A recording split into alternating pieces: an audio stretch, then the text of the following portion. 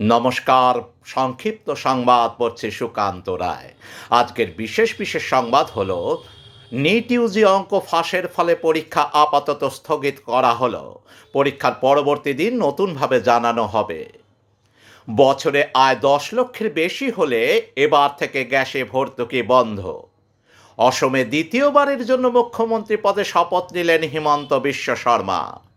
আরজিকর মামলায় আগামী দিনে জুডিশিয়াল কমিশন গঠনের সম্ভাবনা। পুর নিয়োগ দুর্নীতি মামলায় প্রাক্তন দমকল মন্ত্রী সজিত বসু ইডির হাতে গ্রেপ্তার। রাজ্যের বর্তমান মুখ্যমন্ত্রীর আপ্তসহায়ক চন্দ্রনাথ রথের খুনের তদন্তে এবার 7 সদস্যের সিবিআই টিম গঠন।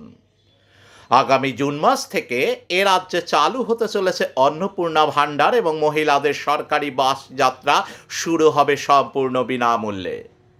মেসি ঘটনাকে ভুলতে আগামী দিনে আন্তর্জাতিক গুণমানের খেলার আয়োজনের পরিকল্পনা জানালেন ক্রীড়ামন্ত্রী নিশীথ প্রামাণিক।